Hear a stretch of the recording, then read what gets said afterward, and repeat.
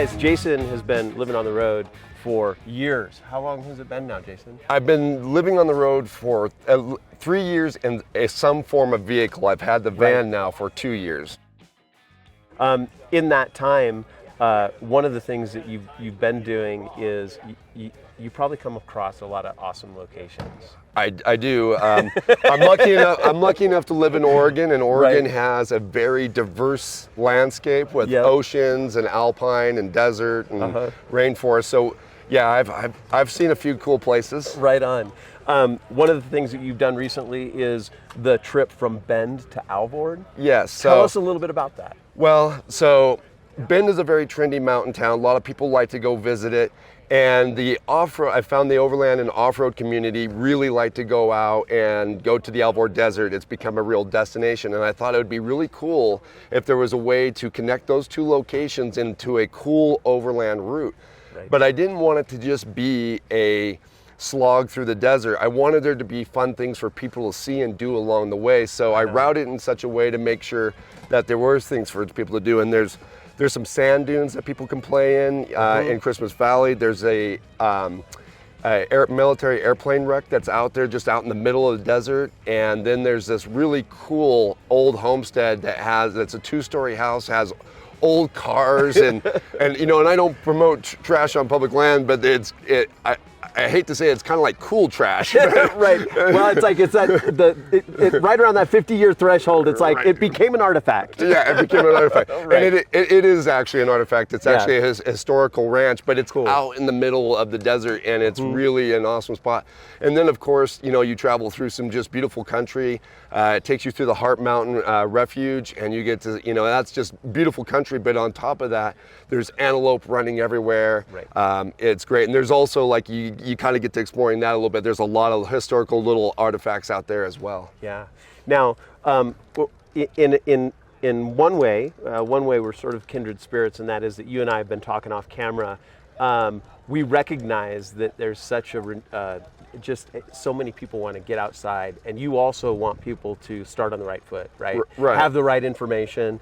And we were talking about, you know, when you go on those trips, like that awesome trip, you also want to be a good steward of the land, right? Absolutely, absolutely. Yeah. I mean, we've both come to places, and they're beautiful, gorgeous places, and then there's trash everywhere, and it's so disappointing. Yeah, absolutely.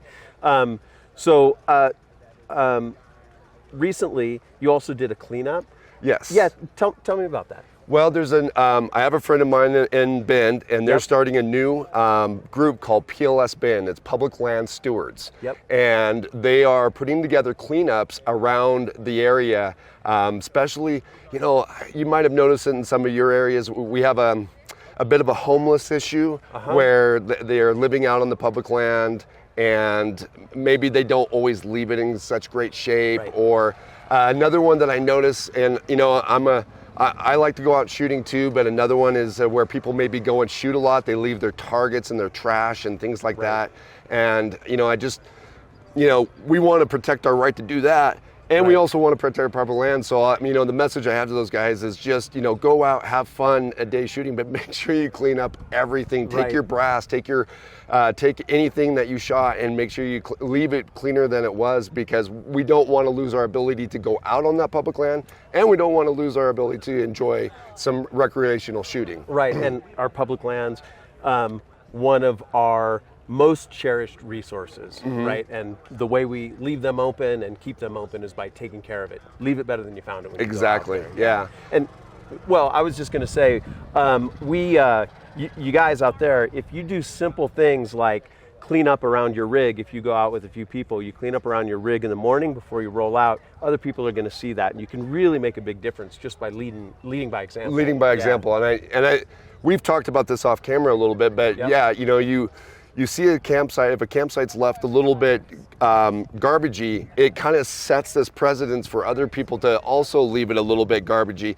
So if you can clean it up, maybe that sets that new precedence that when the next person comes along and they see it pristine, then they will also want to leave it pristine. Right? Yeah. So you guys, Jason, how do they learn more about some of the routes that you've planned? given you guys are going to be good stewards of the land, how can people learn more? Oh, absolutely. So I actually put the GPS files on my website for free, so you can get the route on my website, which is primal-outdoors.com. And so there is a link on the website for Bend to Alvord.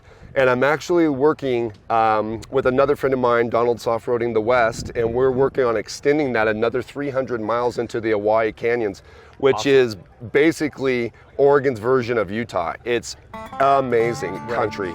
So yeah, definitely check out my website. And right now I just got the Bend to Alvord on there.